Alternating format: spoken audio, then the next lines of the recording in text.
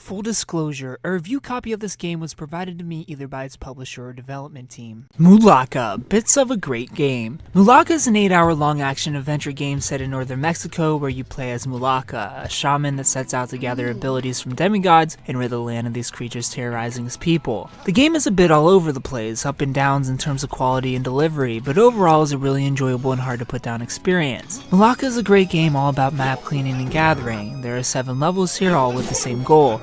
Gather 3 gems to unlock a gate and move on to the next area, though these 7 levels are not equal in their quality. My favorite levels and the majority of these levels are set in a small open world. And when I mean small, I mean like really small, y'all. Not much exploring to do here at all, which is a shame. You have an ability known as Sukarame Vision that will point you in the direction nearby collectibles and locations of the gems, but will also show you the health of enemies you run into along your way. Mulaka does a great job of spreading out its enemy encounters. There are enemies running all over the map, but engaging in combat is only required usually only when there's a reward at the end of the fight. Though if you'd like, you can grind enemies for the Karima, as there is a light RPG element sprinkled in here, as you'll be able to upgrade your health, magic, and spear. Your spear is used for flying enemies and hitting targets to unlock new paths, and your magic is used for animal transformations that are used for unlocking certain paths. You'll run into many collectibles throughout your journey that you can't reach until you unlock a certain demigod transformation as the story progresses. You'll be able to turn into a bird to fly, a bear, a snake, and a jaguar, and you're able to call on these transformations during battle. Or you can stick to just using your spear and filling up a meter for a finishing move. Combat here is definitely challenging and never feels like button mashy busy work. You're constantly engaged, especially later on in the game as you're dealing with multiple enemy types.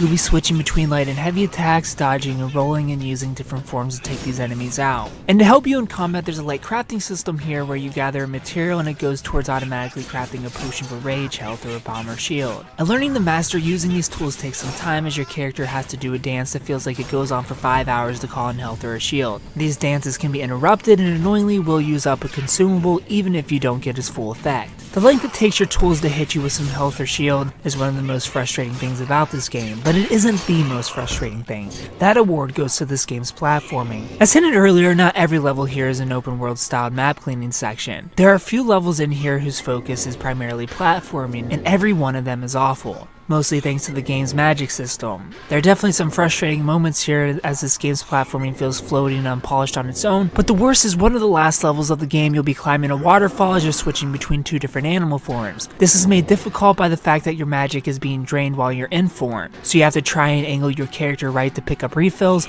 but it's mostly made frustrating because of how unresponsive changing into the jaguar is. It requires a prompt of pressing 2 action buttons. One of the buttons on its own turns into a bird form. So as you can guess, smashing buttons trying to get this to work leads you to having less magic to get through a section, which means a ton of failing, hoping you land in water so you can respawn at the top and not have to make the climb again from the bottom. This of course could have been fixed with transformations being tied to action plus trigger command, for example, instead of 2 actions. But with patience it's doable, and the section isn't as long as it seems while you're doing it. My biggest complaint though is just how inconsistent these levels are. The world ultimately feels so small and empty with only a puzzle or 2 to do in each. And they feel smaller and smaller. There's not much going on in this world at all, until you finally open the gate to move on. This is when you get to take down the level's boss, each one feeling completely different from the last, and some of this game's best moments. They break up the pacing of collecting and enemy slaying and putting your combat and item timing to the test. The boss battles here are thankfully more fun than difficult, and feel just as big and as important as the main levels themselves, much like Shadow of the Colossus for example. While Mulaka feels empty and unfinished with much to be desired,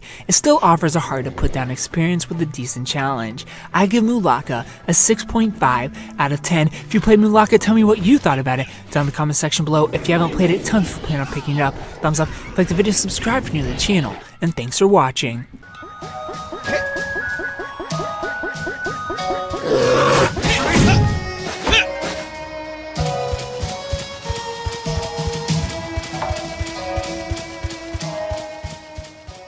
If you like this video, please consider supporting me on Patreon so that I can continue to bring you reviews for all the newest games at patreon.com/superkengaming. You'll get access to early audio and video versions of reviews, exclusive Let's Play videos, and you'll even get to choose the game I play next. Thanks for watching, and of course, stay beautiful.